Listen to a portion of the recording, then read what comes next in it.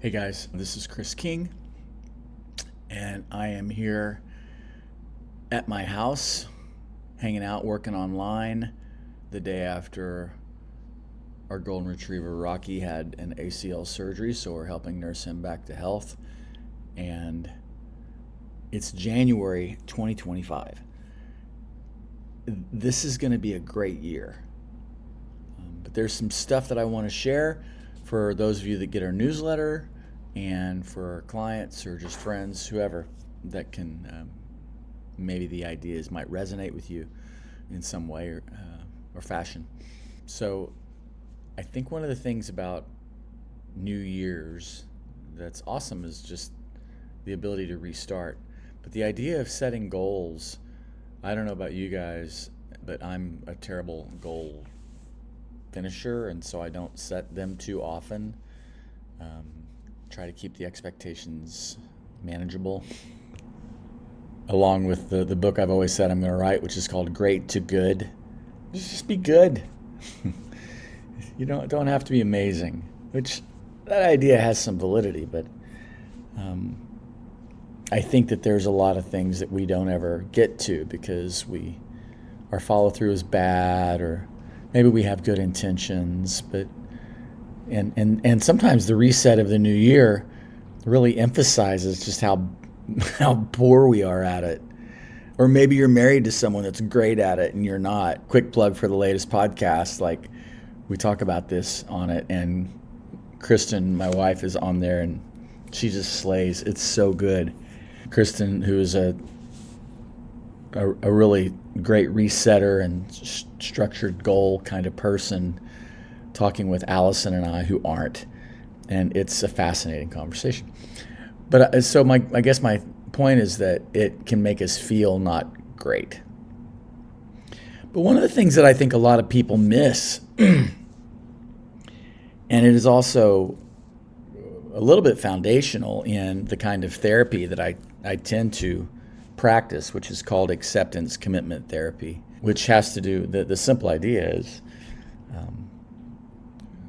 accepting circumstances, non-valued judgment, just observation of what is, learning how to be unstuck with the way things ought to be, like acceptance, right? And then leading to commitment to values that are most important to you, the prioritization and commitment of important values. And that's a very helpful therapeutic process, and there's a whole lot more to it. But one of the things I wanted to say is that I think that many times it's disorienting to set goals and try to be committed to values without first accepting where we are. Accepting where you are is one of the core principles of a 12-step group. Hello, my name is Chris. I'm an alcoholic. This is where I'm at. Is the way to start. It's knowing where you are. In our religious traditions, in the New Testament, Jesus talks about needing salvation. Paul lays out those things, and many of our like Western theologies for sure are based on the idea of confession and saying, like, this is who I am, this is all I got. I'm a sinner, I am lost, and I need help. Knowing where you are is foundational to moving towards where you want to be. And I think whenever we set goals or try to reset and talk about expectations or hopes or dreams or even ought to be's, that we tend to focus on those destinations, but we don't give real energy to the acceptance of where we are right now. Now, understand this, guys, like, knowing where we are right now, the news is not generally always great. Sometimes it's good, sometimes it's bad, sometimes it's in between, but it's always the truth. And so knowing where you are, I weigh this many pounds. I looked at the scale, and my target is something different. Like, that's how we do it. Our finances are, this is what they truly are. I've not ignored them. and this is where I want them to be, emotionally or in a relationship, or in my own personal health. This is where I'm at. And the news is not always bad either, right? Like, we have to do kind of both and, like I talked about in a conversation that I've had with a lot of people about grief. It's like, it's just the truth. On one hand, like, this is the bad news. On the other hand, like, this is the good news. So we have to assess where we are. This is where I am. In January of 2025, this is where I am. Acceptance is the doorway to being oriented, knowing where you are, like on your life map.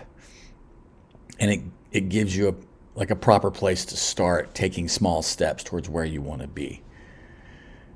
And my encouragement to you guys would be that if you want to have a true reset for 2025, take a little bit of time and just take inventory of where you are regarding that particular goal. If it's personal health, if it's a spiritual quest, if it's a relational quest, like, get honest about where you are.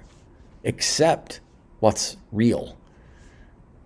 And then create a doable map. You don't have to get there overnight.